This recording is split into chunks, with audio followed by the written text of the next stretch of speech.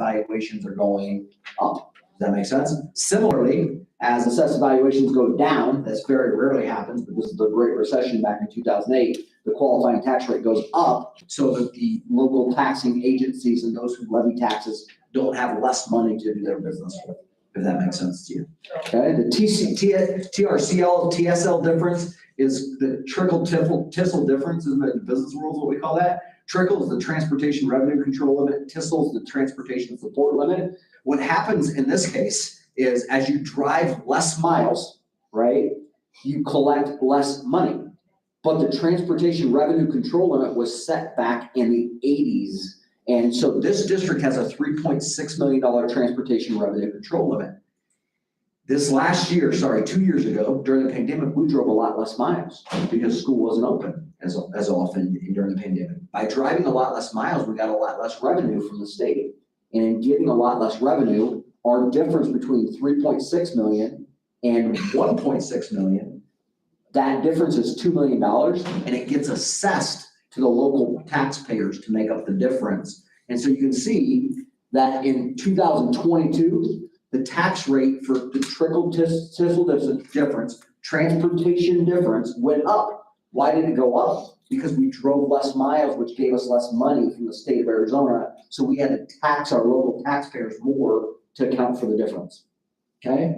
Then G-Flood, I'm not going to talk about that one. That's government property excise lease taxes. Those are going down because there's less properties that have that in Casa Grande. Usually governments use that as a tool to incentivize companies to come in, and they give them tax breaks. And so there's less of those companies in the district, and therefore we get less of those taxes. That tax rate's going down. Adjacent ways is one we're going to talk about quite a bit. Adjacent ways are something the board does not have to call for a vote on, and they can assess this tax on local taxpayers. This has not been a tool used in Casa Grande in the past, and we want to just make sure you're aware that it's something you can do. And so we'll go through that briefly. Down below, you have an override, and the override tax has gone down from 21 to 22 and then back up a little bit because we grew as a district from 22 to 23. But in general, it's staying at about 40 cents per $100 of assessed valuation, and that garners about $3.2 million for the district. Debt service bonds. This district has not bonded since 2005. What you need to know about that debt service numbers is 46 cents per 100 in 21. It's all the way down to 38 cents per 100 in this year, and it's headed to zero. And the reason it's headed to zero is because in 25-26, you will no longer be paying principal and interest on bonds because you haven't bonded since 2005, haven't sold bonds since 2005. And so that number is going to head to zero. So that tax rate is not with no action, right? Override passes this November, right? Override passes. Community knows we need that support. Override passes this November. I'm giving you a hypothetical, right? Guess what happens? Guess what happens still? The tax rate, the overall tax rate's headed 40 cents down lower. Why? Because our bond debt service is going to run out. Okay, so that $2.82 is going to head over the next couple of years to $2.42, if not lower, if the qualifying tax rate continues to go down. So some essential questions off this table. Why did the trickle-tissel tax rate increase from 21 to 22? I already told you that, because we drove less miles during the pandemic. So the tax rate went up because we had to garner more money from local taxpayers to account for our transportation differential. Why is the CGUHSD overall tax rate declining? Well, one is the qualifying tax rate's going down, but the second reason is our debt service is continuing to decline, which means we're having a lower tax rate. What are the taxes the governing board can vote to levy on? The taxes the governing board can vote to levy on, right, is adjacent ways. That's the only one you guys can vote and say, we're assessing this tax. No local vote needs to occur. Okay, and then finally, what are the taxes the governing board can call for an election on? That's the bottom three: M&O override, bonds, and capital outlay override. Okay, so this is generally where you start when you talk about bonds, overrides, capital outlay overrides. Is what's the tax rate? The good news in this district is the tax rate has declined, and it's declined to $2.82 per 100. Okay, what's the override gone for in the past? The override is about 40 cents per 100. It's local support. It's the local taxpayers saying we want to support our districts, right? That's different than the way we get most of our revenue. Most of our revenue is all determined by the state legislature. This is one area where the local taxpayers can say, we support you as a district. It generates $3.1 million. It pays for security guards in this district, so security and safety. It pays for extracurricular programs, including fine arts, drama, performing arts, band, athletics. In terms of reduced athletic fees, this district only has a $50 per student athletic fee. That's as low as I've seen in districts that I've worked in.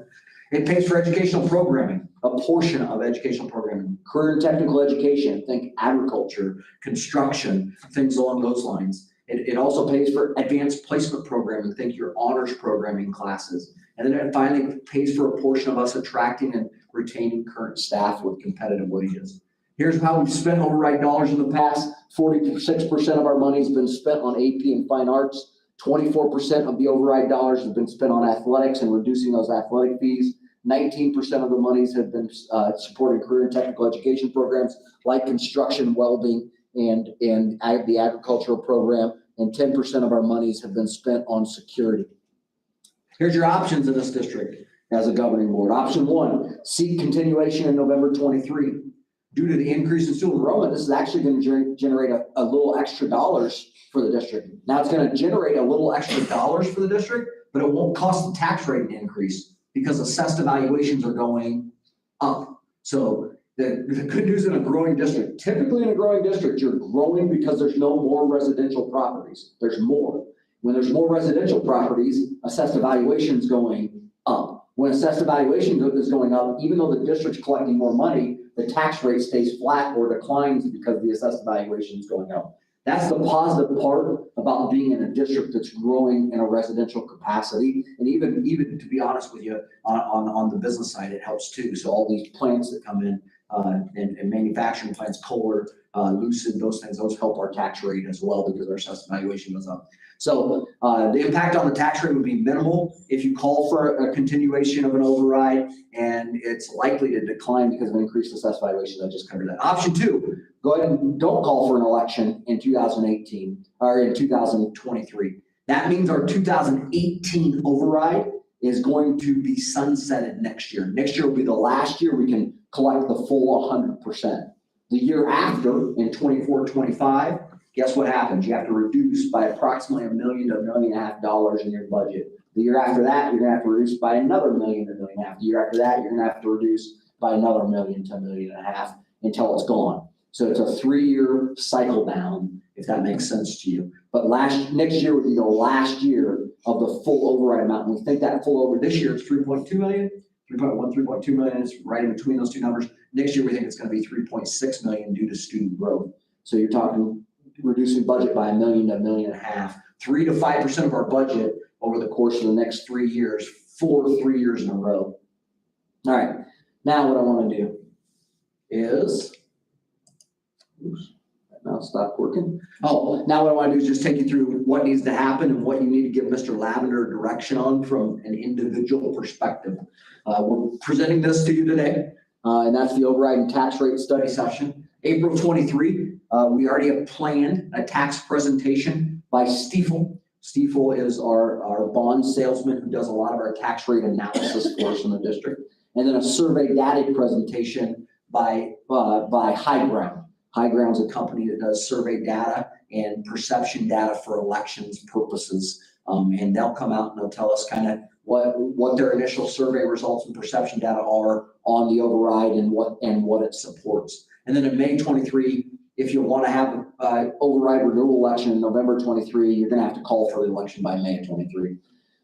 Down below is all your timelines by the county. We have to tell the county 180 days before election. We have to finalize an IGA with the county 150 days before election, so on and so forth. So those are all the days that we have as hard dates and deadlines. But the big one for you as a board is we need to know on an individual basis, right, with Mr. Lavender, whether you want to pursue an override renewal by May of 23 so we can have an action item up by May of 23 on pursuing that override renewal.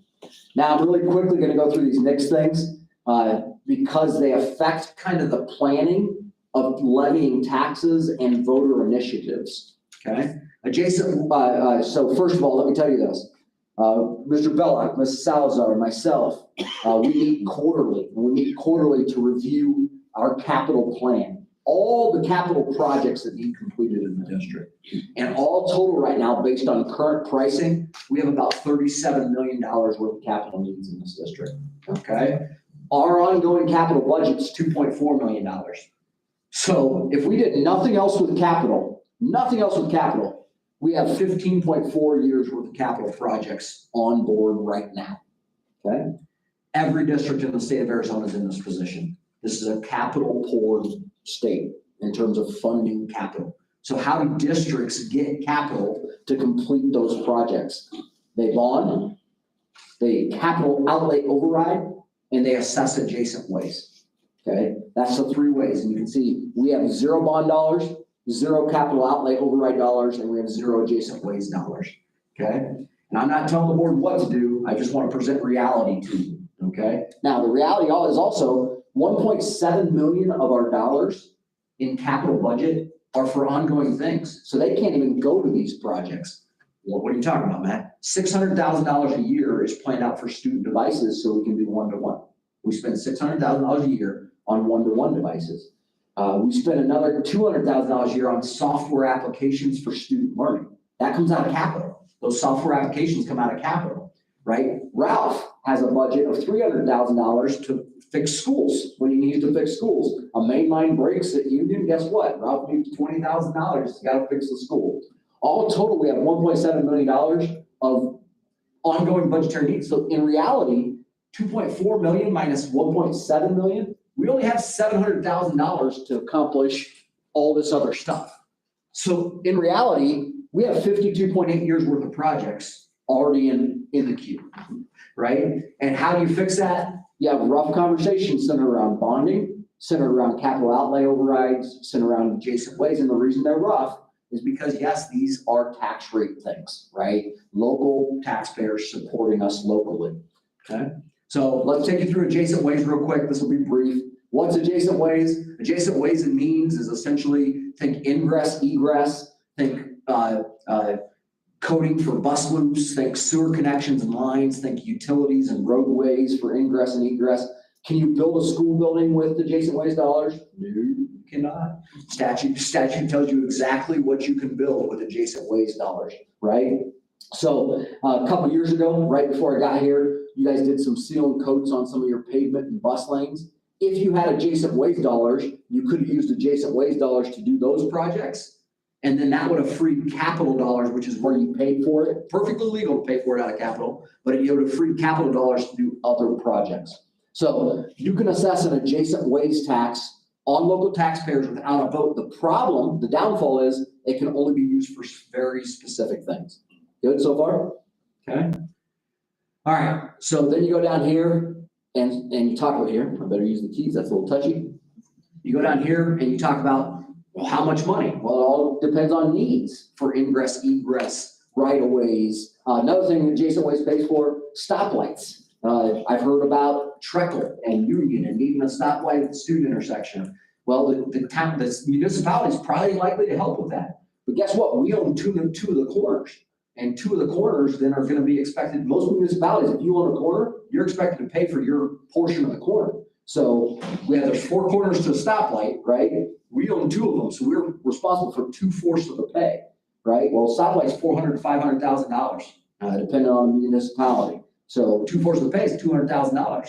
Without adjacent ways money, you're going to have to hit capital to pay for a stoplight.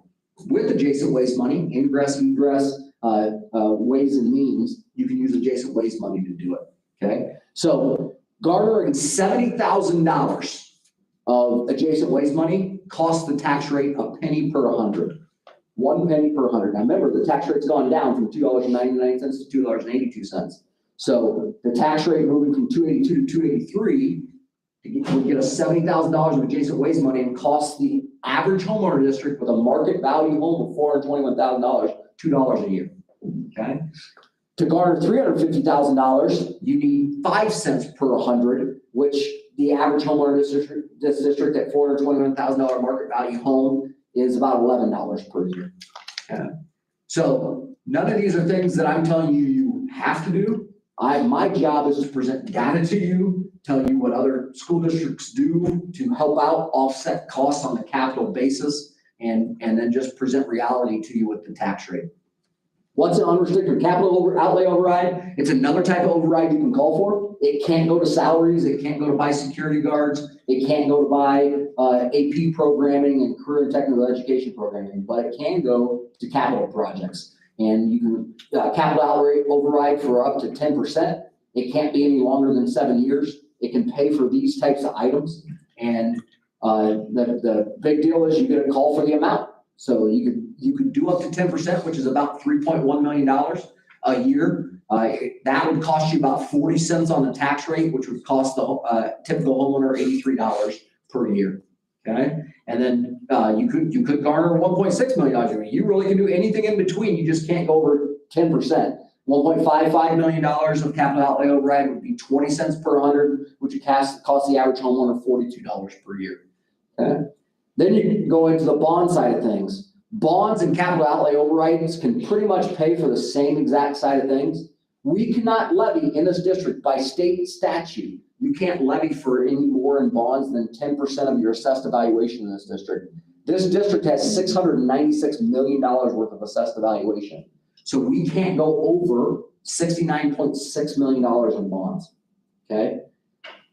Here's the deal. Right now, on the books, I think we have $4 million in principal left on bonds. So you have $69.6 million in capacity. You have $4 million of principal payments to make. So you have $65 million worth of space that you could call for authority. There's a difference between authority. Authority is what the voters tell us we can go after. Capacity is what statute tells us we can get. So we could go out and ask for a bond of $400 million tomorrow if we wanted to, right? Statute says you only can sell off $65 million worth of bonds in this district because your capacity is at $69.6 million and you have $4 million outstanding. Now, like this all together, 2 years from now, when your principal's paid off, guess what your capacity is? The full 69.6, because everything's paid off, right? So essentially, this is another tool districts use to get at meeting their capital needs. Can pay for all these types of things. And this one's a little different. I can't tell you how it affects the tax rate. Here's why. When and how you sell those bonds, with what coupon rates, with what term to maturity, with what supplies on the market, because bond purchasers come into the market, right? And they pay different, bid to ask ratios. And with all that stuff going on, that all matters in how much we actually pay for the bonds, which then affects the tax rate. That's why we have bankers that model that side of things. And that's what Stiefel does for us. So here's the final slide on this deck. And it's just simply, what, in my opinion, do I think you should do given the capital needs of this district and the override needs of this district? My advice to you would be call for a November 23 election. So you see it says yes there. Yes. Capital outlay override, I would tell you it's difficult to pass multiple measures at the same time. So I would tell you to wait on a capital outlay override. I would tell you to wait on a bond because it's difficult to pass multiple measures at the same time. Adjacent ways, that's the one that we don't need. You don't need any voter approval to assess. Here's the reason why it's essential to think about right now. What's happening to the tax rate? The tax rate's going down, right? So does the district want to look at adjacent ways, still let the tax rate go down, but get a couple pennies for adjacent ways to support ingress and egress and sidewalks and sewage connections, all those things? Do you want to do that? Once again, still helping the tax rate go down, but just keeping it a little more constant. The goal I've always had, I don't, in the financial world, I don't want to see tax rate go up. That's not the goal. But the problem with the tax rate going down is the second you get the tax rate to zero, guess how likely taxpayers are to go, yeah, now I'll vote for you to increase my taxes to get it back above zero. It becomes slimmer and slimmer, if that makes sense to you. And so the goal is to keep the tax rate declining, but at a slow rate so that you can continue to accomplish the projects you need to accomplish in the district to keep your buildings and space in a renewable phase, if that makes sense to you. November 24, we're hoping the November 23 override passes. It's worth $3.2 million right now, going to be $3.6 million next year. It's very important for this district. No on the capital outlay override. Yes, I think you should consider bonding, going out for bond in 24. And then once again, adjacent ways, you know, whether you do it in 23, 24, 24, 25, or 25, 26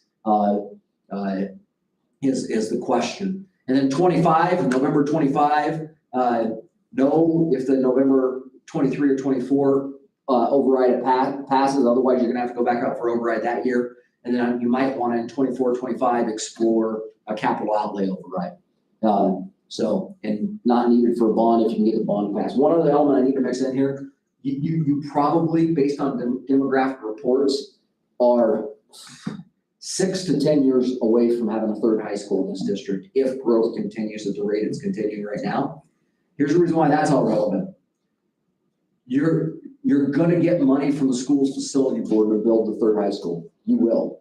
That money is about $330 a square foot, and they're gonna fund you for about 1,000 students out of the gate, which equates to about 100,000 square feet. So the school facility board is gonna give you $30 to $40 million to build a third high school, right, within the next 6 to 10 years. The fact of the matter is a phase 1 high school at that point in time will probably cost $100 million. And how do I know that? In my prior job, we put up a phase 1 high school at $70 million.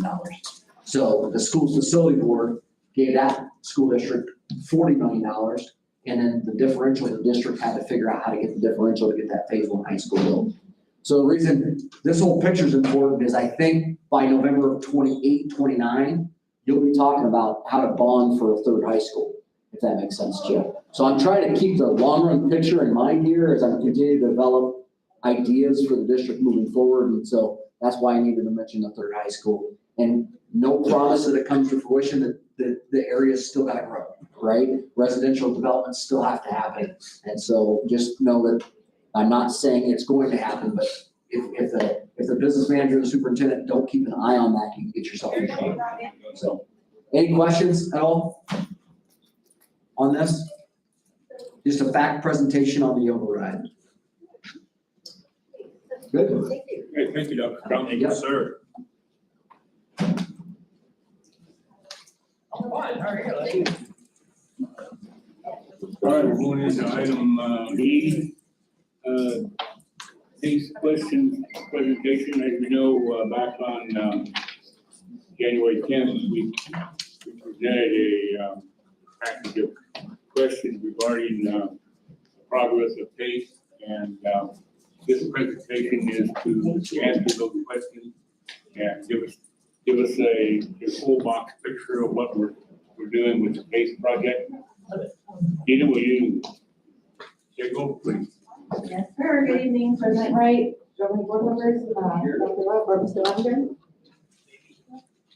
So the questions that were answered, there were some clarifying questions were, what grants are we using to support PACE? Well, currently we're using one called Useful Venture Fund. $215,000 is what we were awarded, and it's good until funds are exhausted. This year is actually our planning year. So what we're using that for is to build curriculum, pay for principal salary, counselors, start purchasing supplies, travel that's associated with planning, so that they can go to conferences or whatever to find out what is needed to get this school running. At this point, we have a balance of about $97,000 left of the $215,000. Going forward, we also have a grant that we will be applying for as soon as the grant opens.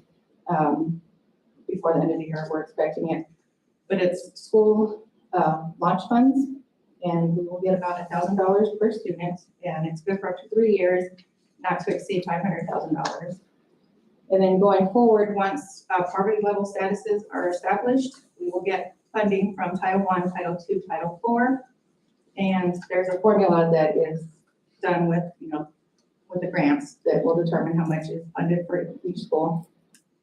And we also have Title III IDEA, which is our ESS population, and Title VI for our Native American students. On this slide, we're going to kind of start on the bottom, so it makes more sense as we go on. So our revenue this year, obviously, we don't have any ADM. So as we go into next year, we're anticipating 125 students, and that should generate about $788,000. Then out of that, we have 63,000 going to operational costs, transportation is 47,000. That leaves us with 677,000, and as we go each year, you can see those revenues going up as our students increase. If you go to the top, you'll see what our expenses are going to be. So for the first year, 873,000 is what it's going to cost to run the school. But then if you look down at the revenue, 677,000, you can see we're upside down about $200,000.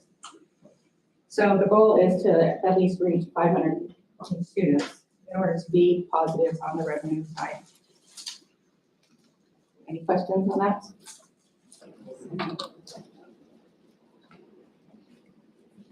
And then future capital projects, we have phase 1, which we're currently in, and we are using our capital funds for that, 610, and then our food service funds, which is Fund 510, and that's gonna pay for most of our like furniture and new serving equipment. Then phases 2 and 3, it depends if any of our capital overrides or bonds pass.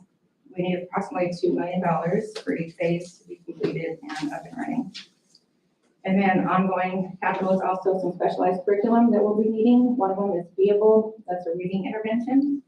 And then building 21 is the student information system, which we currently use PowerSchool for everybody else, but because they're so specialized, they need a special SIS operate.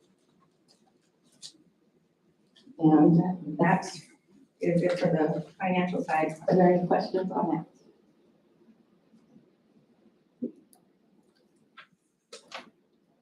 I have a question.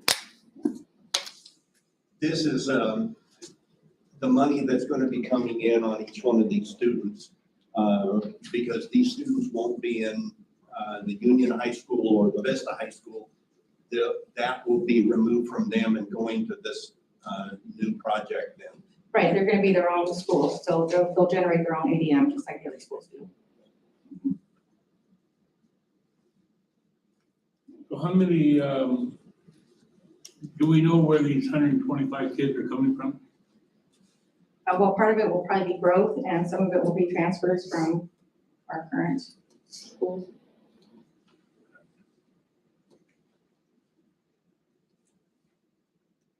Any other questions?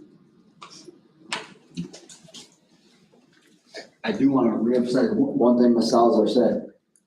It's a widely known heuristic in the state of Arizona that with our funding being 50th in the nation, running small schools is difficult. And so growing schools to 500 is generally a heuristic that districts go with to be financially net positive in the budget column. And so Crystal, Ms. Danzy, is aware. And at 125 students in year 1, growing to 250 students in year 2, all the way to 500 students in year 4, budget at 500 kids. And it's just an economies of scale thing. There's certain fixed costs to running schools that are there whether you're a small school or a large school. And so making the goal of 500 students in this downstairs area is very critical for this district over the course of the next 4 years. Why is PACE a standalone school? The grant, the New School Venture Fund grant, that's both funding the startup costs and then the one we have to apply for students at $1,000 per student. That requires us to have a standalone school. Can students participate in extracurricular activities? Yes, they can. They can participate in extracurricular activities at their boundary school. This is required by state law. So state law requires these kids to be able to go and participate at their boundary school in extracurricular activities. Can students take electives at PACE like band or ROTC? They can if the master schedule is figured out that way. So if there's enough interest, then we can design the master schedule to have them take that. Here's the reality. If the master schedule at PACE does not coincide with the master schedule at the school site, then the answer to that quickly becomes no. So and then the things that they can participate in are extracurricular activities. So it's all going to be about whether master schedules align, and if master schedules align, then there's a possibility, but it's more likely that they're not going to be able to do that because those master schedules won't align. Or they may align for one elective, but not align for the other elective. Anything outside the school day, they will be able to participate in, is the big point of that. Mission and vision of PACE, it's right there. PACE will develop the talent of tomorrow by providing equitable learning experiences for each student to successfully compete in the future of work. It's a mastery learning school. It has self-paced and personalized instruction. It has community connections and career and workforce readiness with our local manufacturing and businesses within the district. Enrollment projections, 125 growing to 500. Enrollment criteria process, we are bound by the state of Arizona to follow the same enrollment criteria process that we would for any school. So it's the same as any other school, same as the district to get enrolled.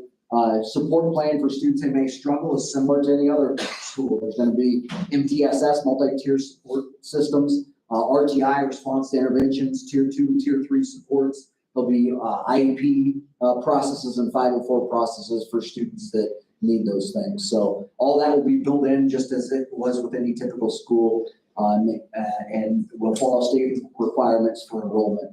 Instruction, this will be where it's a little bit different. Instruction will be a collaborative process across the team of teachers. And sometimes the science teacher may support math instruction. Sometimes the math teacher may support writing instruction. It's the individualized pathways and where the student's at in the learning process that's really going to drive student learning outcomes more than a teacher who's a sage on a stage driving the outcomes based on where they're at in a scope and sequence. So when you get into personalized learning, what you need to understand is different kids are going to be at different points in the learning curve at different points in time, and our teachers are going to be expected to ensure that they can keep up with where every student is at in the learning curve to accomplish the credits they need to accomplish to graduate. Students are expected to master competencies. So there's competencies in every course, and there's competencies in every internship, and certain workforce competencies they're expected to accomplish. And there's a monitoring of those competencies as they move along in the learning curve. And that's why you need a different student information system for this type of personalized learning, is because to monitor the learning process and competencies for workforce readiness, for mathematics, for the internship they're in, it requires a different platform of data integration on the backside with your student information system. Students participate in learning projects. So there's projects, it's a project-based learning school, and those projects provide evidence whether they're mastering competencies in the course. Scope and sequence and curriculum was asked about. Hey, these kids have to accomplish the same exact credits that any other kid in the district's got to accomplish. It's just in their juniors and senior, in their freshman and sophomore year, they're going to be exploring careers. In their junior and senior year, they're going to be doing internships and workforce readiness work with local businesses. So it's going to take 4 years, but in reality, these two top diagrams are showing you it's the same credits that you'd accomplish at any other school, just administered in a little different personalized learning fashion. Diploma, same requirements for diploma. Are they different requirements in Union and Vista? The answer to that's no. What's the impact to student leaving a program going to traditional high school since the credits are the same? There's no impact. Can you get into the program if you're a junior and senior? Yeah, you can. You might be a little bit behind on the career development, right? But you can get into the program as a junior, so you're gonna have to make up some work on the career development side. You may have to go out and get internships at a little quicker rate, but the fact of the matter is you can still get in. You just might be behind on the career development pathway. And then finally, on June 2022 board meeting, a timeline was shared that established dates for completing certain phases in the planning process. I will tell you we're further along in 9th grade curricular development. Now remember, the curriculum is aligned to what we teach at the normal schools, but we're further along with the career curricular development in 9th grade than we are in 11th and 12th grade. You want to know why? Because we're not going to have 11th and 12th graders there until 425, and then 12th graders there in 25, 26. So we're trying to pace out the work, build that scope and sequence for career and workforce readiness across the next 3 years so that we're ready to hit the ground with seniors in 25, 26. I did Mrs. Danzy's part of the presentation because she is unfortunately out ill today. And so I hope I did her justice. She can judge me if this is on video, and I'll take feedback from her at any point in time. Any questions? Yeah, I have some. What's the purpose for not using just the juniors and seniors for this year, as opposed to starting out with the freshmen, so that we have, number one, a result quicker on how this program is going to look. And number two, who else has done this program that we can look to see what their success and what their challenges were. So a couple of answers to that program, to those questions. Number one, the first thing you want to do in education is understand skill to get skill. The J.J. Heckman concept at the University of Chicago. And it is very difficult for me to teach calculus to a kid that's not learned basic procedural fluency with addition, subtraction. Well, the same thing is going to work in career and workforce development. And that it's going to be hard to tell a kid that you need to go intern in welding when we haven't even explored in their freshman and sophomore years whether they're interested in welding. And so they're in their freshman and sophomore years, they're acquiring what their interest is and what they want to explore in their 2, 3, 4 to 5 to 6 internships they might do their junior and senior year. And without that working foundation, skill to get skill done their freshman and sophomore year, we won't be able to get to a great end product their junior and senior year. This is how most new schools get developed. Having started 4 new high schools in my career, you start with 9th graders and you build out 9th and 10th grade year. Basha High School, I helped start in Chan Unified, it was accomplished this way. The East Mark High School, Queensborough Unified, it was accomplished this way. And you do it for the reason it's skill to get skill, and you need the underpinnings of skill in the 9th and 10th grade levels to get you up to 12. The second question was centered around, Other schools. yeah, other schools that are doing this type of program. Yeah, one of the reasons Crystal goes in this year to other states to visit other places sponsored by the New School Venture Grant is to look at schools that are successfully doing that. Building 21 is a place she has demonstrated and learned from that's doing this in, I believe, the Midwest. There's a school in Boston that they have communicated with, it's right outside MIT, that's doing this process of hands-on project-based learning with seminars, and they're learning from them. They've been to New York City to learn from a couple schools doing it in New York City, and they've been to San Diego to learn with a school that's doing it in San Diego and doing it with success. So they've been across the nation this year. They being the very small team that is considered the PACE team right now. And they've been bringing back their learning from those institutions to design a great program. Can we have a synopsis of what they've learned and kind of get an idea of what the level of success has been with these other schools and the challenges they can have with the program? I will ask Ms. Danzy for that. That's good information. I didn't know that Mr. Dancy was traveling and seeing those programs. That sounds really good. That makes me believe that there's some research done and we've got other models to look at to try to solve some problems. So thank you. Any other questions? No, thank you, man. Just one. I'm just out of curiosity, is there a plan B if something were to happen and like construction or whatever and the building's not ready?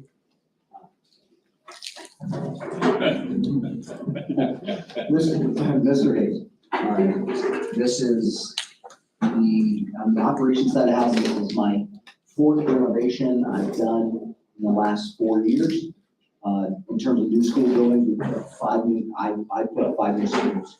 The contractors we work with are very much aware that not having COO, certificate of occupancy, is not an option, and there's penalties in their contract for not providing us with COO.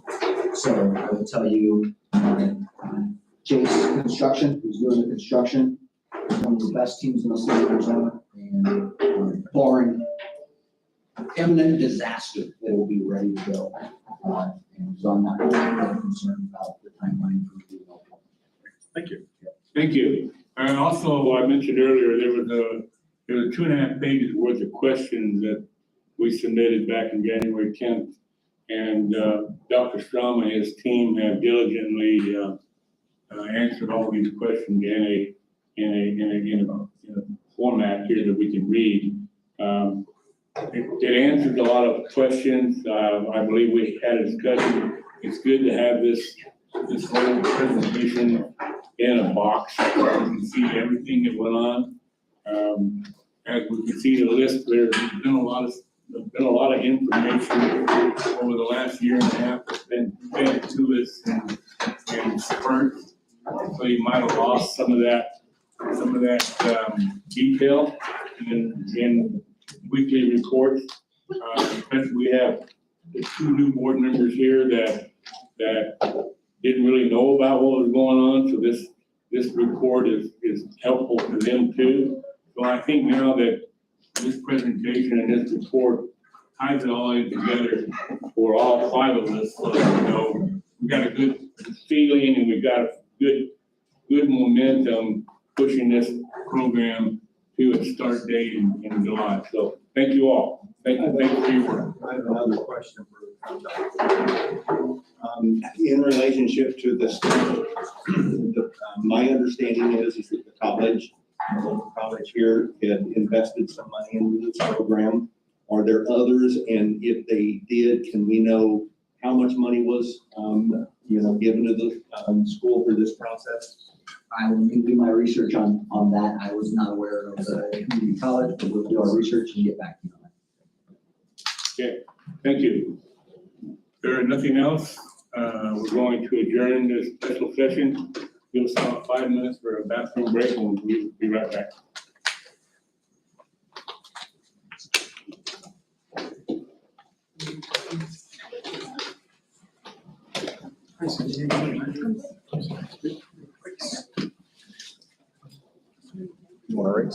Sorry, I do. I do.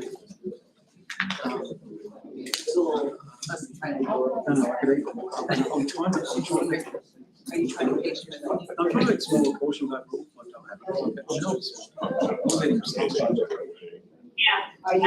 Are you almost here? I'm almost there, yeah.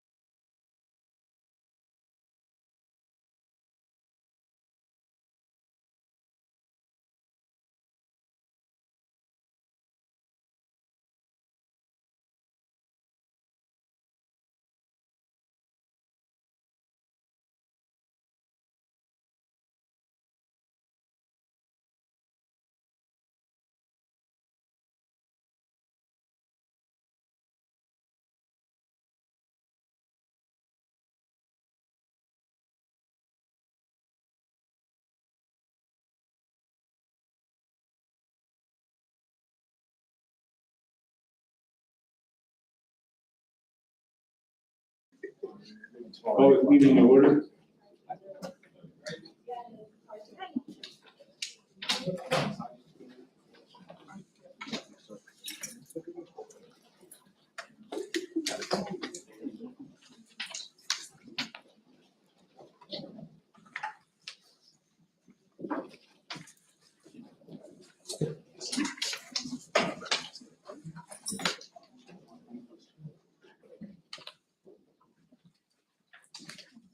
Mayor, will you call the roll?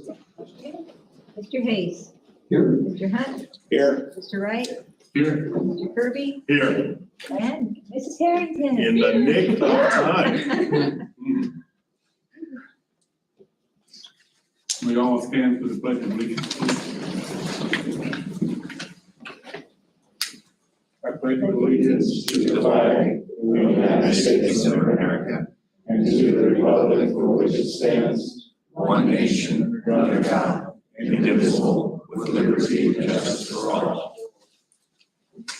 Council, to remain standing and have a moment of silence.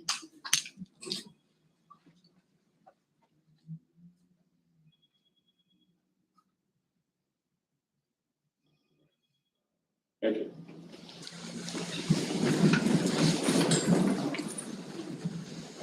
Moving to item 2, preliminary items, there a motion to adopt the agenda. I move. I second it. Been moved by Mr. Kirby and seconded by Mr. Hunt. Any call the question? Mr. Hayes. Yes. Mr. Hunt. Yes. Mr. Wright. Yes. Mr. Kirby. Yes. Mrs. Harrington. Yes. Is there a motion to approve the minutes of the past meetings? I'll make a motion to approve the minutes of the past meeting. I'll second it. Been moved by Mr. Hunt and seconded by Mr. Kirby. Mary, call for the question? Mr. Hayes. Yes. Mr. Hunt. Yes. Mr. Wright. Yes. Mr. Kirby. Yes. Mrs. Harrington. Yes. I do want to say that this last 60 days have been a whirlwind of work for the district and our board, and by the number of meetings that we've had over this time period, I want to say thank you to my board and to my staff, because they've answered the bell to each one of these meetings, and you've been exemplary. So I want to thank you for your dedication. Thank you, Mr. Lavender, for coming on board, Dr. Strong and your team. We made a lot of progress. Thank you. So, recognitions, student recognitions, please.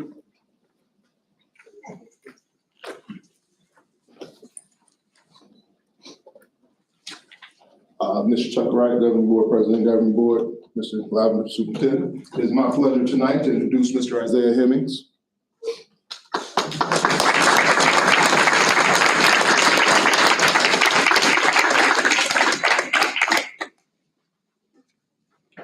Isaiah is the son of Alexis Vasquez. He's Vista Grande's Merch Rotary Student of the Month. Isaiah is truly an exceptional student that is hardworking and actively involved in all areas of Vista Grande life. Since his freshman year, he has participated in both cross-country and track. He has been the captain of both sports for his junior and senior years. He is also a member of the AP Club, Key Club, and the secretary of the National Honor Society. In his junior year, he represented Vista Grande at the Boys State Arizona Leadership Conference in Flagstaff, Arizona. During Boys State, he won the election for county attorney. He is ranked within the top 2% of his senior class with a 4.5 cumulative weighted GPA. He has been offered over $170,000 in scholarships, and he's a semifinalist for the Dorrance Scholarship. If you don't know what the Dorrance Scholarship is, it's a scholarship, they did a little research, I confused one.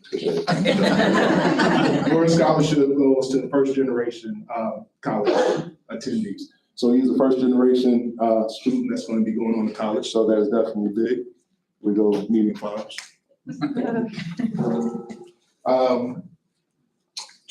He will attend the University of Arizona, where he was awarded the Wildcat Distinction Award of $40,000, the second highest scholarship award that the U of A offers.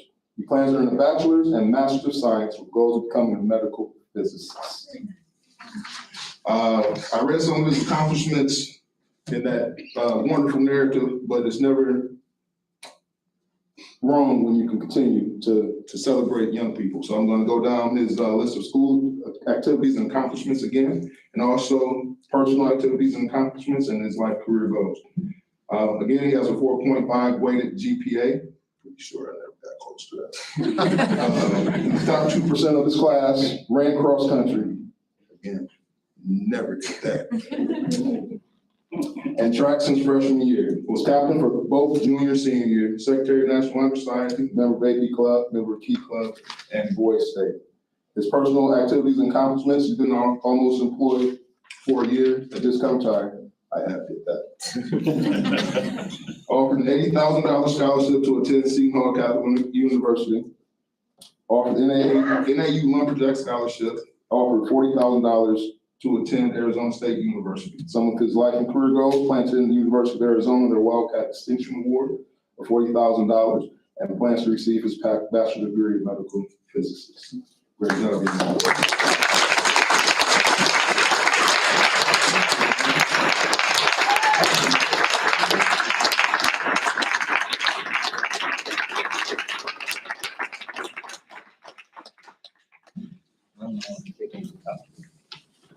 Get a picture. Congratulations, they're down.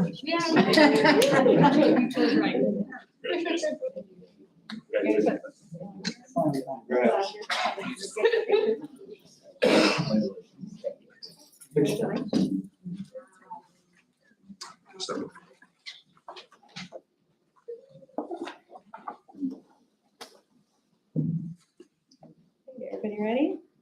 1, 2, 3. Okay. Thank you.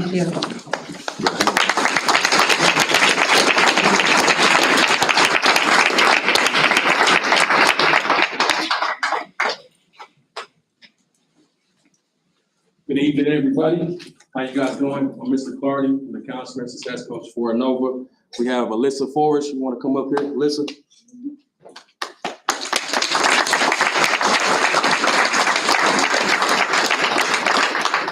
So Alyssa, when I think about Alyssa, I've had a short, brief time to work with her. She's a young lady full of accomplishment with an angelic voice.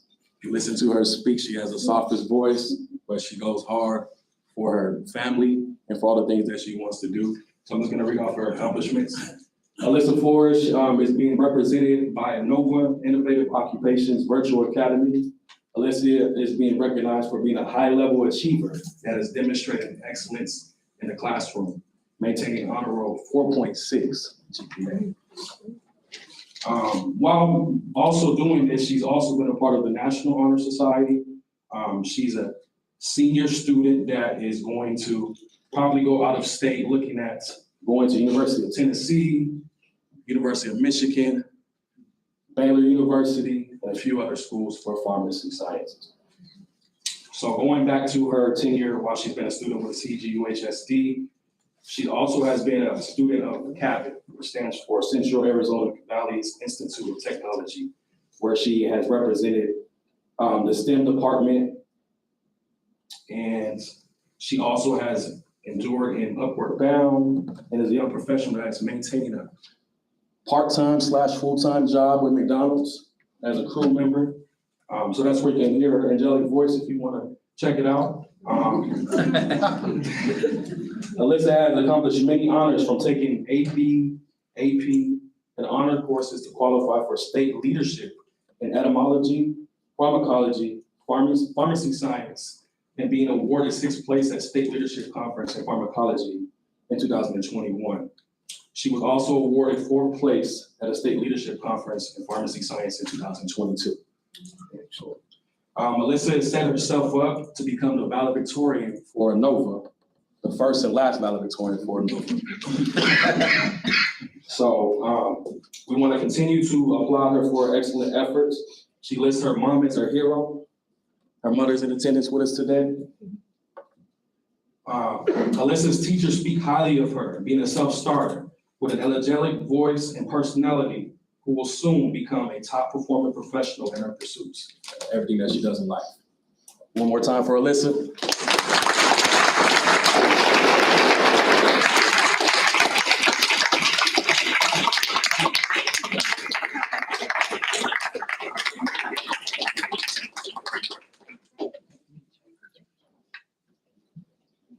Congratulations.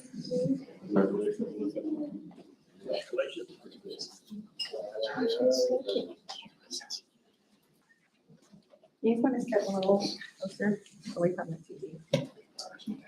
It's your award.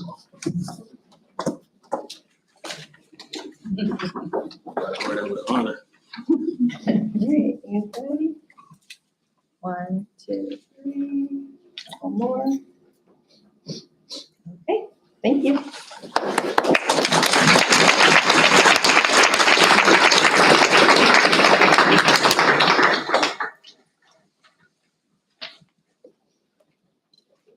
Good evening, President Wright, board members, Superintendent Lavender. It's a pleasure to be in front of you here today. I'd like to invite up to the stand for our March Rotary Student of the Month from Union, Derek Nolan.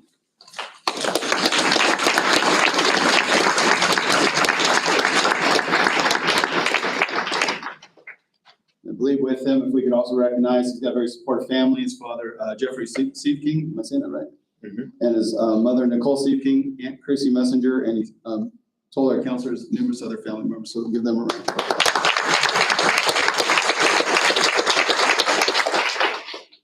I'm just super proud of Derek. He's an amazing young man. He's got a lot of different accomplishments, but I think one of his biggest ones is he's very humble. And I'm not sure he enjoys bragging too much about himself. So hopefully he'll take these to heart just on how great of a person he is as we recognize him. His accomplishments and activities include being a member of the Robotics Club, Students for the Exploration of Space, National Honor Society, Cabot, Honor Roll, a volunteer, and a finalist in the Scholastic Science Fair.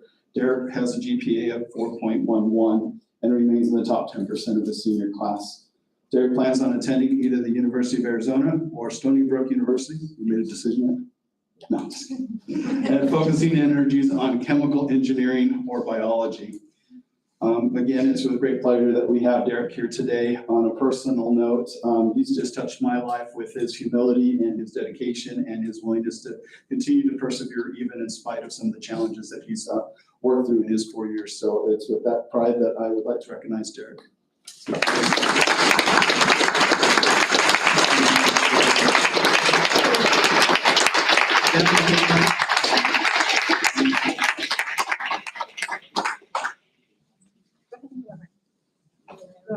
All the way around here, please. Just right here.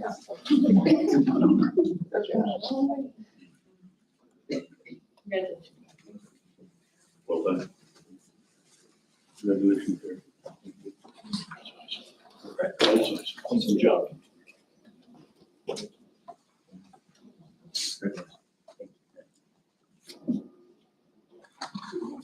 Thank you, Stan. From the center.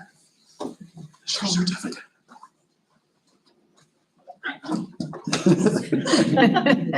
All right, ready? 1, 2, 3. Okay. Awesome. Great.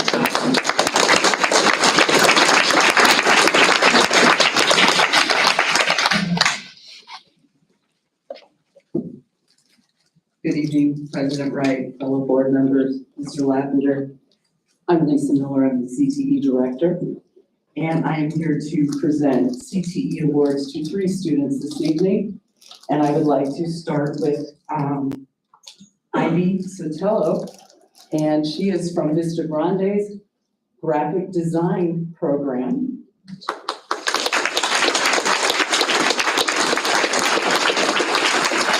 For the kind words of her teacher, Amaya Hernandez Lucero. Ivy has demonstrated leadership skills in every single project, contest, and fundraising event. She has shown integrity and great effort and therefore deserves to be publicly celebrated. She's always willing to jump in and volunteers to help. She organizes the activities and school projects for the intern students. Her leadership has evolved since becoming an officer. She's a very confident leader who is willing to respectfully state her opinion and donate her skills to the betterment of the Student Association. Last Saturday at the Regional Skills USA Conference, this is a big deal, her team won first place in the competition promotional bulletin board. With hard work, knowledge, and leadership, she demonstrated to be a great leader. Ivy is a great example of an all-around career and technical education student. Congratulations to you.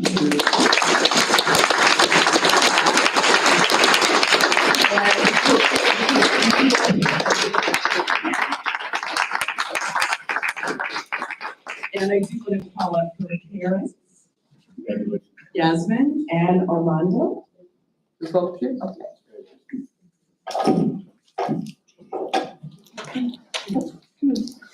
Dennis. Nice to meet you. Nice to meet you. For it. And then close in. Close in. Okay, ready? Okay, thank you.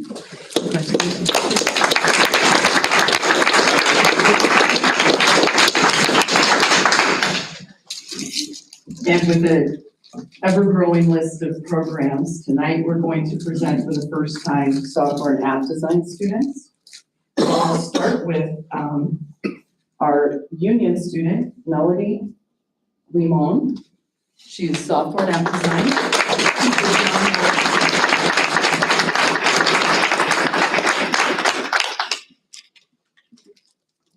And I have these kind words to say about her.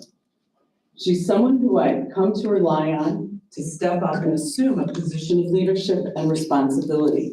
She has taken on the elected role of Vice President of the Skills USA Computer Programming.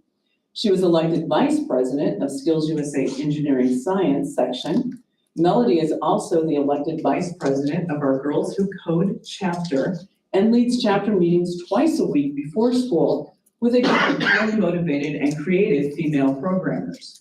She has also taken on the task of project administrator and quality manager of our NASA Space Grant High Altitude Balloon Payload Project. I've enjoyed working with Melody in our software and app design course. Though she joined the class at the beginning of the second semester, she has quickly caught on and has earned the top grade in her class. Melody seems to have taken to Python programming as a naturally gifted programmer. Melody also gives her best in everything she does. She's extremely bright and creative, often thinking way out of the box. Melody is also a very talented actor and vocalist, performing in several community groups, and it is for these PE Student of the Month for March 2023. And, sorry. Yes, David and Ruth. David and Ruth, okay, and David and Ruth Phillips are here to join her. Go ahead. Congratulations.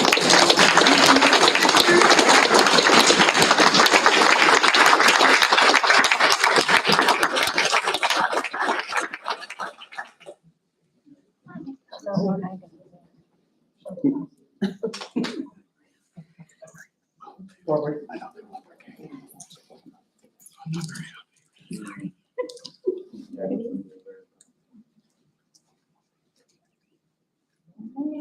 Okay, thank you.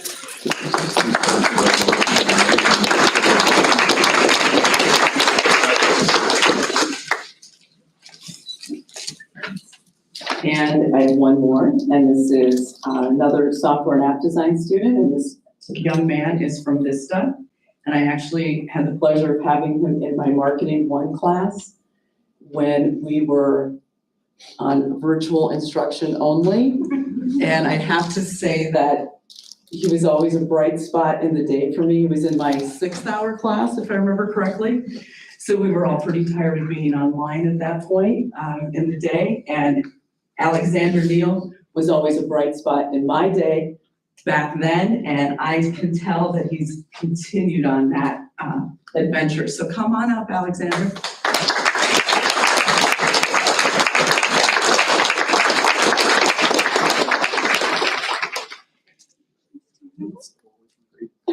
Yes, sure. And he was always ready to eat when it was time for us in class. Were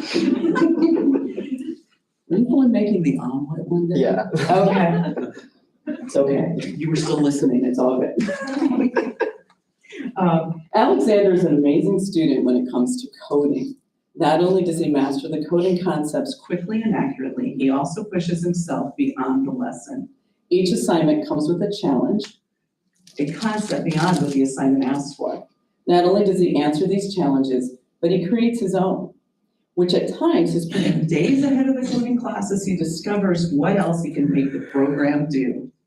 Selecting Alexander as the Student of the Month for Software and App Design was very easy due to his dedication to bettering his knowledge and bettering himself. These qualities will carry him far in the digital world, and we thank Mr. Drake Finney for those kind words about him. Get congratulated by the board and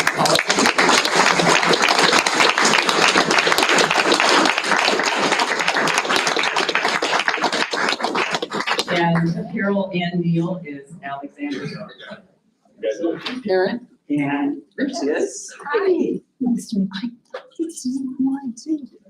Nice Nice to see you again. It's been a few years. All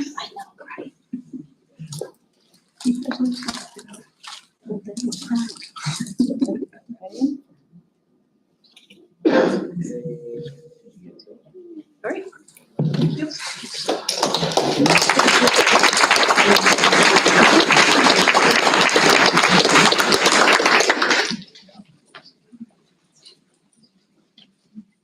Good evening, board. Once again, we have a special recognition tonight that we'd like to share with you. At this time, I'd like to invite Jaylee Foy up to the podium.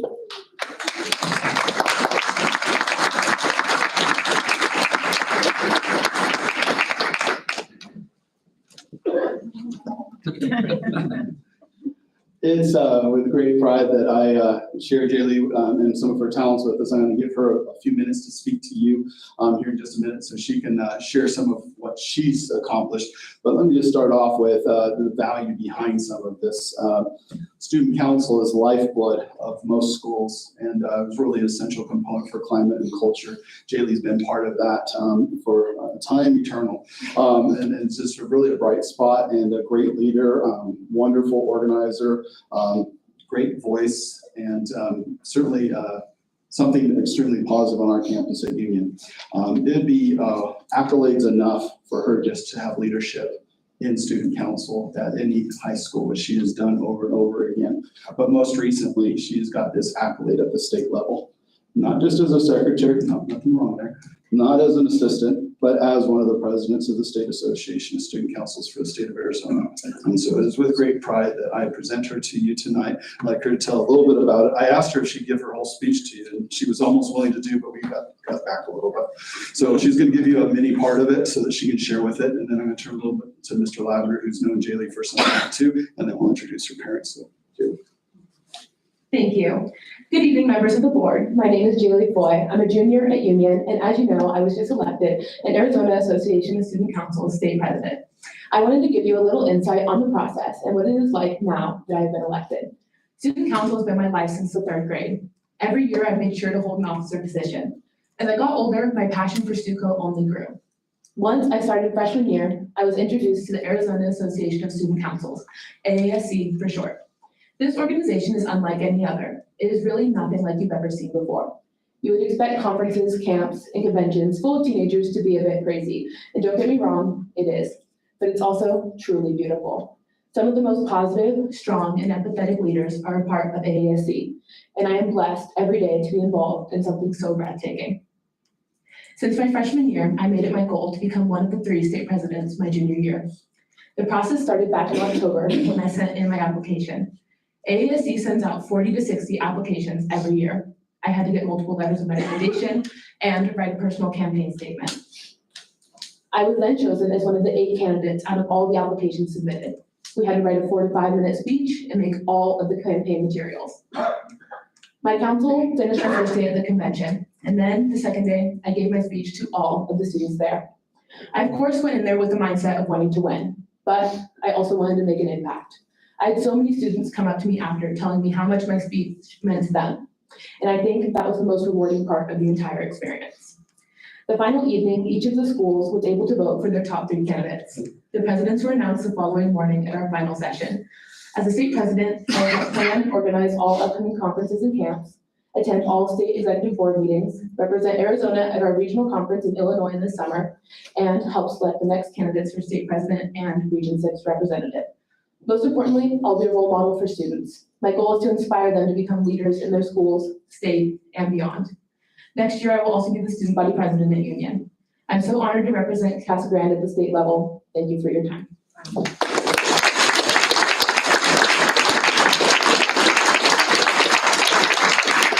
As you can see, she's a natural speaker, and what she didn't tell you is her speech was amazingly impactful, and hopefully you can ask her about it after the meeting, because she has some really neat personal testimonials that she connected with the students. At this time, I'd like to invite her family to come up, also be recognized, and you can shake everybody's hands.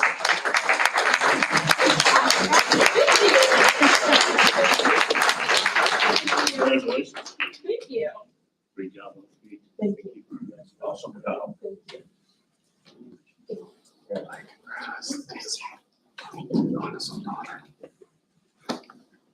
you. We'll just come up with a picture.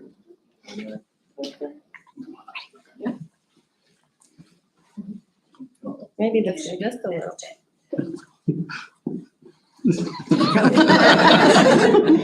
Ready? Okay, thank you. Thank you.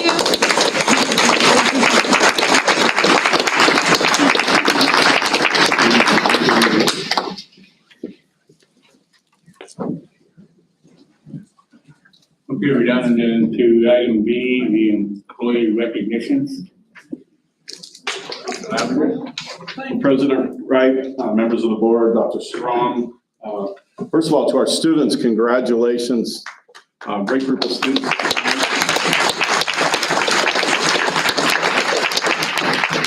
Mr. Matt mentioned that I've known Jaylee for a long time. I've known her since she was a little baby, as her mother and father both work in the Casa Grande Elementary School District. She was a student council officer at Balago for 3 years. So we're certainly proud of her and what she's going to represent for our school district on the statewide. Tonight, we're recognizing our 2 employees of the month that were nominated by Mrs. Frances Pittman, who was our records, our student transcript clerk. Tonight, we're recognizing 2 people that are on the front lines every day. We all know that the heart and soul of our schools is the teachers and what goes on in the classrooms and the teaching and learning. But they're not able to do their jobs without the support system, and our attendance clerks are critically important, because many times they are the people that are the first person that the public deals with in the school system. And so it's difficult to find good attendance clerks. They have to, obviously, they have to be friendly, they have to smile, and sometimes they have to take a beating and keep on smiling and working for all of us. And so it's been difficult to keep them, but we have 2 employees that have just done great jobs for us. And so at this time, I want to introduce Deanna Meyer from Casa Grande Union.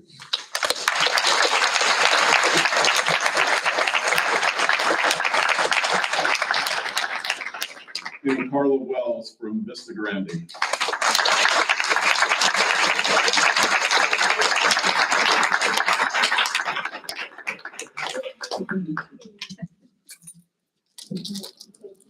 Congratulations. Thank you for.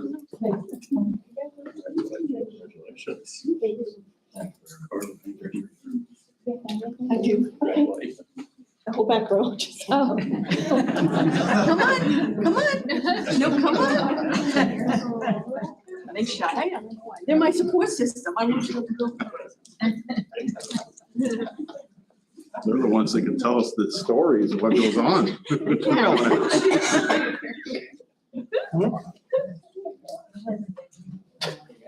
Or you can really have to come up front. Thank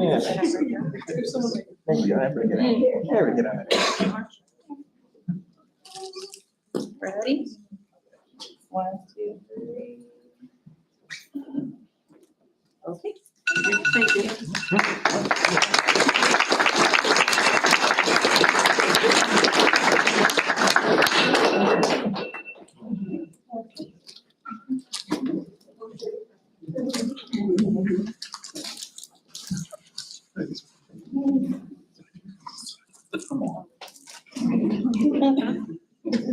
Ready? Okay. Thank you.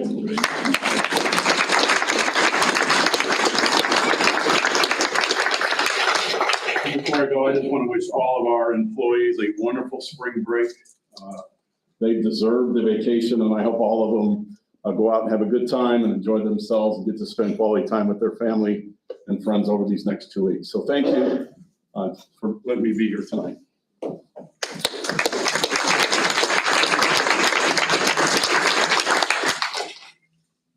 We now move down into number 4, public comments for call to the public.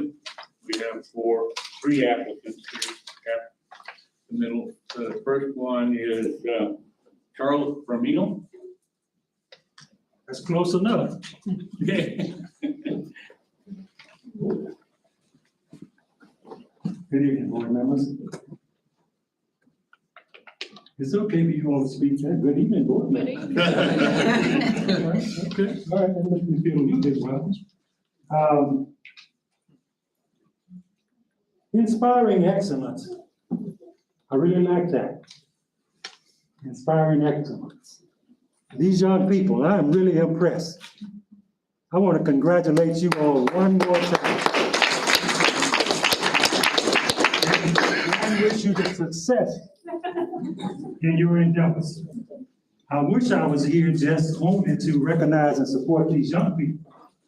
But unfortunately, I'm here on another unpleasant situation. You know, in this life, you know, I was told that you're gonna have some trials and some tribulations. And I consider my role as being the recipient of many trials and tribulations. My name is Charles Spaniel. I am the state president for the NAACP, serving my 11th year for the state of Arizona.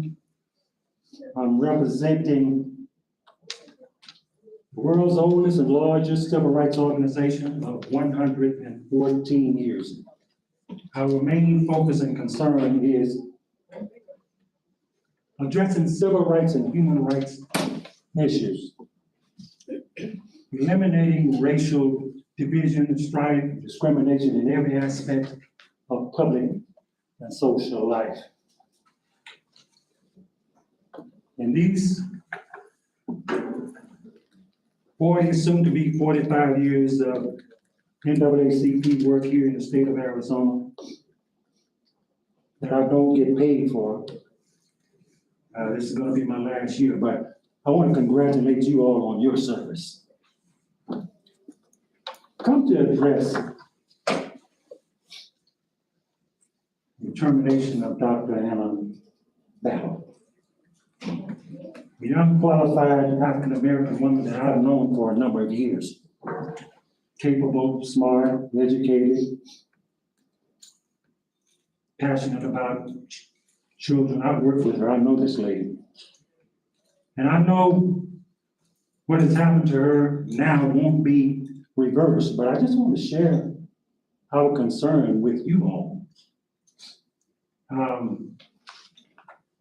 To be terminated, I guess, you know, I've been terminated a time or two in my life.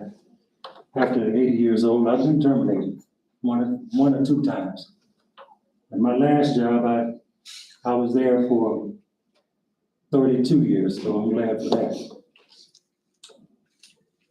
But to be terminated and not even given a reason for your termination, that's what was brought to my attention. Now, if I'm wrong, then somebody needs to correct me. But not to be given a reason for your termination, that's sad. That's sad. That's sad. Anyone needs the respect and dignity of saying, hey, you didn't live up to standards, you underperformed here and there, so, you know, we're gonna have to let you go. But a qualified individual with a proven track record wasn't even given the decency saying why she was terminated. So I'm through now. So I thank you very much, and I just wanted to leave that with you. So, you know, hopefully you will set your hearts and your conscience to. Thank you, Mr. Bill. Try to do. Thank you. Thank you. Thank you.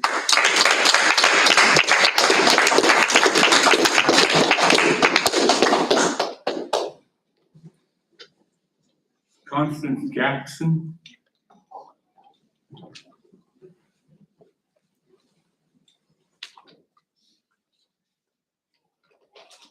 Good evening, Chair and Board. I'm Constance Jackson, and I am the president of Pinal County NAACP. I've had concerns also with the firing of Dr. Balance. I watched it the night that it happened, and I was in tears, and I know she was too. But I hope within your hearts, everybody that sits on this board, that you can find yourself and know that you did right or you did wrong. And like Mr. Fennell said, there needs to be a reason why. But I also hope that what you're here for is the students that we acknowledged earlier and the students to follow them. Because all bottom line is that they're the important ones. It's not about you or me. It's about the students that go to school here in this district. And I hope that you can follow through and give the answer that I need to have and that Mr. Fennell needs to have. Thank you. Thank you.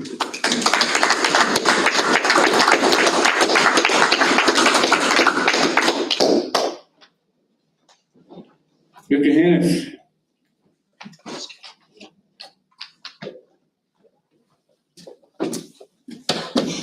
Good evening, board. Congratulations, Mr. Lavender, and appreciate your time and here. I've got just a couple of questions and one request, if I could, please. Number one is item H under board actions and stipends. And most districts have a job description and expectations to justify payment of a stipend.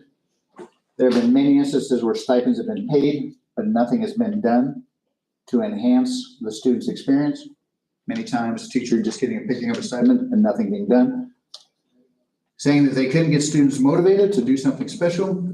Is this a student or individual's their problem, or is it up to the teacher and the program is that the issue? I guess the number one question I have for you is, I believe in the stipends, there should be a job description and expectations to receive the money. Number two, I'm filing a public info request. This is a formal request for a list of questions presented to the two interviewees for interim superintendent on February 6, 2023 in executive session. This is a diverse community, and I've been hearing in the community that there were many questions regarding critical race theory and 1619 by individual board members and other extreme positions taken by individual board members. This community has been kept in the dark on the interim superintendent's positions on any of the questions that were presented by this board at that time. So many of this current board's actions have been done behind closed doors and in secret. Don't the parents of 4,000 kids and the community deserve to know this? Shouldn't everyone here know where this board and their interim superintendent stand? I believe, in the community, I've heard this saying quite often, where there's smoke, there's fire. I've also been hearing within the community, I'm not on social media, but it's been reported to me, that we're looking to bring back some of the old group, some of the retired people, some former and disgruntled employees. It depends on if we can find a place. And I've heard supposedly that, and if Chuck and his inner circle will give the givers input to let them to come on in. Where's the money and why? So finally, is my question on where are the concerns in regards for the kids of this community? Where is the openness this diverse community deserves? Maybe we should listen to all the diverse members of this community. And instead of a loud vocal group who represent individual factions and associations with extreme leanings, where are we and where are your actions in regard to the kids and parents of this community? And that's it. Thank you.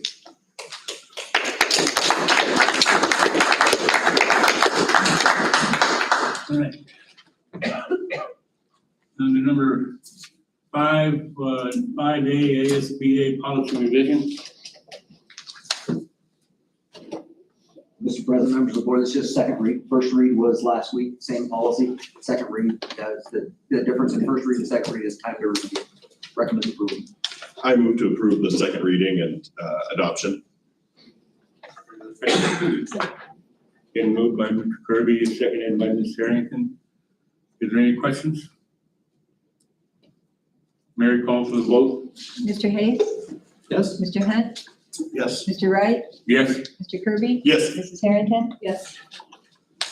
Item B, fiscal year 2023 health insurance and auxiliary benefit, including medical and Cairo Health. Mr. President, members of the board, this is our annual renewals for benefits, fringe benefits for school employees. Your motion? I'll second. Moved by Mr. Hayes, seconded by Mr. Kirby. Are there any questions? Hearing none, Mayor, call for the vote. Mr. Hayes? Yes. Mr. Hunt? Yes. Mr. Wright? Yes. Mr. Kirby? Yes. Mrs. Harrington? Yes. Motion passes 5-0. Item C, Arizona procurement participation type. Mr. President, members of the board, this is an annual renewal of a procurement entity through Yuma Union High School District that we participate in a consortium. Recommend approval. Is there a motion? I'll move. Second. It's been moved by Mr. Kirby, seconded by Mr. Hayes. Is there any questions? Hearing no questions, Mayor, call for the vote. Mr. Hayes? Yes. Mr. Hunt? Yes. Mr. Wright? Yes. Mr. Kirby? Yes. Mrs. Harrington? Yes. Motion carries 5-0. Thank you. Intergovernmental agreement, elections. Mr. President, members of the board, in preparation for a possible calling for a November 23 override election, we need to get an intergovernmental agreement with Pinal County, who is our elections processor for this district. Is there a motion? I'll make a motion. I'll second. And moved by Mr. Hunt, seconded by Mr. Hayes. Is there any questions? Hearing none, Mayor, call for the question. Mr. Hayes? Yes. Mr. Hunt? Yes. Mr. Wright? Yes. Mr. Kirby? Yes. Mrs. Harrington? KROTC contract template. Skip Skipped E. Oh, data sharing agreement with the Arizona Board of Regents. Mr. President, members of the board, the Arizona Board of Regents tracks students at the student level for who submit their FAFSA. Submitting a FAFSA is a key element to getting kids to pursue their post-secondary career and college goals. We prefer that we enter into this data sharing agreement with the Arizona Board of Regents, who controls NEU, ASU, and U of A, so that we can have information on what students have submitted their FAFSA, so that our counselors can work with students who haven't submitted their FAFSA to help them understand that college for a lot of kids can actually be free with just the submission of a FAFSA. Recommend approval. Is there a motion? I'll make a motion to approve as presented. I will second. Been moved by Ms. Harrington, seconded by Mr. Kirby. Are there any questions? Hearing none, Mary, call for the question. Mr. Hayes? Yes. Mr. Hunt? Yes. Mr. Wright? Yes. Mr. Kirby? Yes. Mrs. Harrington? Yes. Motion carries 5-0. Now with the LTC contract template. Mr. President, members of the board, in review of the contract template with legal had one more element that you need to insert into the contract template for JRTC. This is the second time we brought the 23-24 JRTC contract template to you, and we have reviewed this thoroughly and are 99.9% sure we have no further mistakes. Is there a motion? I'll make the motion. Second. Been moved by Mr. Hunt, seconded by Mr. Hayes. Is there any discussion? Hearing none, Mary, call for the question. Mr. Hayes? Yes. Mr. Hunt? Yes. Mr. Wright? Yes. Mr. Kirby? Yes. Mrs. Harrington? Yes. The school year 2023-24 salary schedule. Mr. President, members of the board, these are the updated salary schedules for next year. On step with salary schedules, it is recommended via HR professionals to adjust the salary schedules every year to keep up with minimum wage. The way to do that is you take half of the inflationary increase by the state of Arizona, which is 2%. It's not actual inflation. It's not 7.8%. It's 2% is the increase for school districts. Take half that 1% and you increase your salary schedules by 1%. Keep up with minimum wage increases in the state. Wage has increased to $13.85. If you don't keep up, you'll have compression against minimum wage, which means the vast majority of your employees will be compressed against the minimum wage salary. The other element to this is there's a new RTC salary schedule in this salary schedule these salary schedule documents, the step with salary schedule for JRTC instructors. Is there a motion? I move to approve schedules as presented. I'll second it. Been moved by Mr. Hayes, seconded by Mr. Kirby. Is there any discussion? Hearing none, Mary, call for questions? Mr. Hayes, Yes? Mr. Hunt, Yes. Mr. Wright, Yes, Mr. Kirby, Yes. and Mrs. Harrington. Yes. thank you. Motion carries 5-0. Item H, 2023-24 stipend and extra duty schedules. Mr. President, members of the board, I'm going to take a brief moment here to celebrate. We arrived down here and we did not have a stipend schedule, extra duty pay schedule. We worked through this year bringing on several separate items, stipends and extra duty salaries to you. We can't pay people unless the board approves it. It's called a gift of public funds if you do. And so I want to compliment Mr. Casey and his leadership in human resources, Mr. Gustafson, who's a brand new HR specialist who has a master's degree in HR, and Ollie Belloc, Ms. Belloc, who's another HR specialist. They've now put together a comprehensive stipend schedule list for this district for next year. And now we will not have to bring 7, 8, 9, 10 different items to you throughout the year. This is the 23-24 stipend schedule and extra duty pay schedule that pay all the stipends throughout the district for extra services from staff. Thank you. Is there a motion?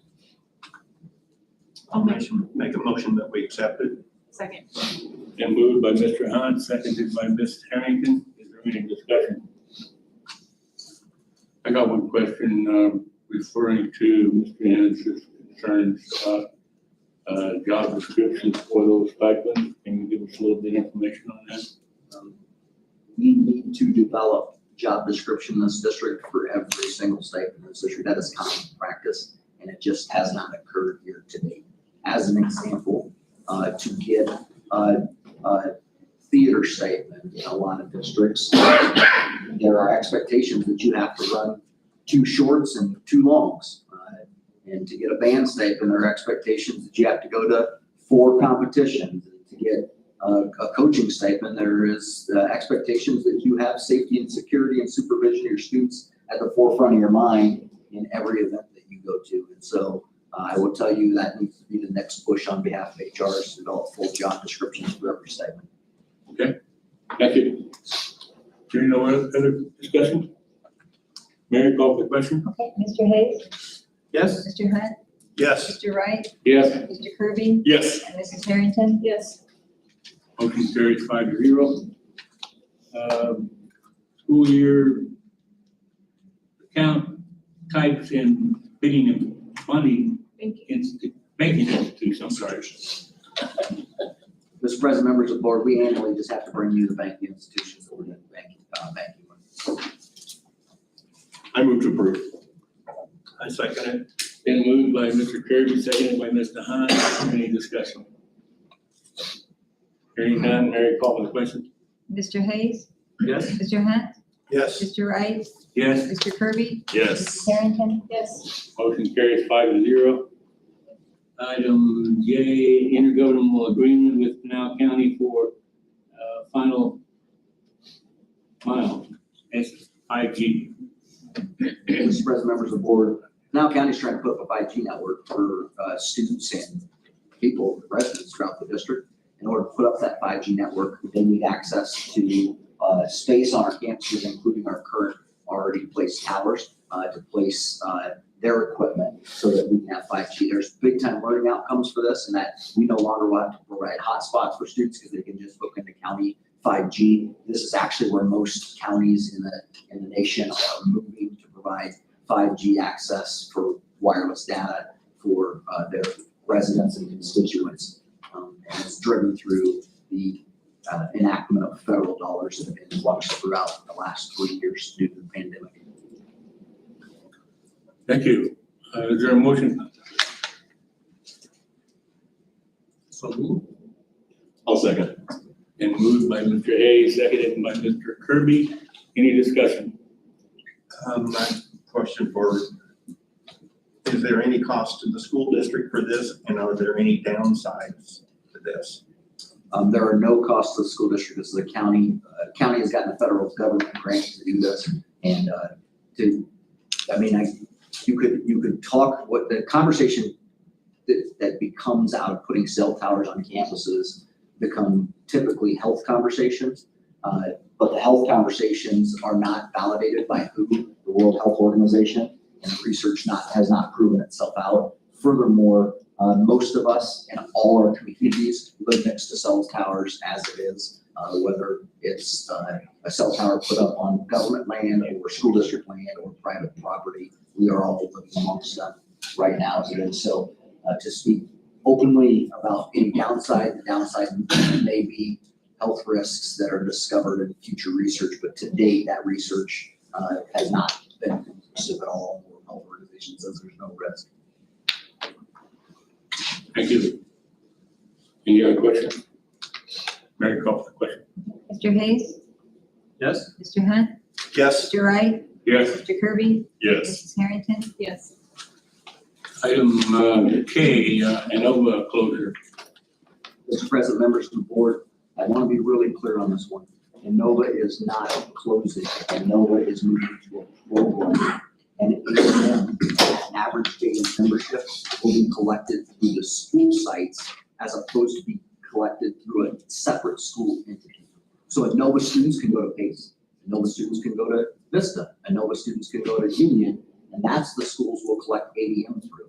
Since we are no longer collecting ADM through ANOVA next year, we need to bring an item to you so that we can take that item to the board, to the ADE, and show them evidence that the board has voted to close the CTDS, the control number for the district for that school. Thank you. Is there a motion? I'll make a motion to approve it as presented. I'll second. Moved by Mrs. Harrington, seconded by Mrs. Kirby. Is there any discussion? Could you give us a quick overview of what ANOVA did, what they accomplished, and what their purpose was? Yeah, ANOVA is an online learning platform. Online learning platforms in a lot of districts function asynchronously. Kids can get on, get access to their learning modules, their learning assets. They can accomplish those learning assets, and then as they accomplish those learning assets, they prove that they have the knowledge, they've mastered the knowledge, and they get credit for the course. ANOVA in this district has transitioned to a synchronous model, and that synchronous model is where teachers are actually online in a webinar and Teams, Zoom type fashion, and teaching students live during the day, and they're getting some of their content and content acquisition in what we call a learning management system. And so they develop online schools and online systems have been around for decades, right? Casa Grande developed theirs more recently in response to the pandemic, and there was a high enrollment in those in the pandemic. And to be honest with you, from a business perspective, you ended up enabling kids to get access to their diploma and then preserving those kids' revenues for the district because we get paid on a per kid basis. So one of the reasons a lot of districts went to online schools during the pandemic was to help kids educationally, but also to ensure that they continue to not lose students and lose revenue as a result. In the subsequent years since the pandemic, enrollment has declined a little bit, but I would tell you that you still want to try to keep your online options open because there are certain population of parents that want that as a choice. And if you don't have it as a choice, they are going to go to charter schools and get that online education. So there's a purpose, and we're supporting those students with common counseling, common teacher applications that we have in brick and mortar schools, just like it would be in brick and mortar. So the basics will still stay the same as far as what the students have access to? They are required to complete the exact same classes in ANOVA that you're required to complete for your diploma at Union University. Yes. Good. Is there a motion? We already got all, I think we already got all that, so we just need a call for the question. We already got a motion and a second, so we just Okay. need a call for the question. Okay, no other questions? Call for the question? Okay. Mr. Hayes? Yes. Mr. Hunt? Yes. Mr. Wright? Yes. Mr. Kirby? Yes. And Mrs. Harrington? Yes. Motion carried 5-0. Number 6, consent agenda. Does anybody wish to have anything removed from the consent agenda to discuss? Somebody want to make a motion? Include A2? Yeah, I'll make a motion to approve the consent agenda in its entirety, A through J. I'll second. Been moved by Mrs. Harrington, seconded by Mr. Kirby. Any discussion? I'd like to say something about the personnel item that we have. There's several employees there that have resigned and are leaving us, but I'd like to recognize their service at this time and their contributions to our district. They won't be forgotten. Thank you for your work. And call to the question. Okay, Mr. Hay, Yes? Mr. Hunt, Yes. Mr. Kirby, Yes. Mr. Wright, Yes, and Mrs. Harrington. Yes.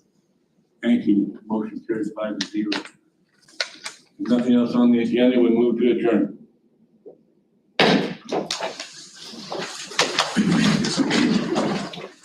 I was like, really?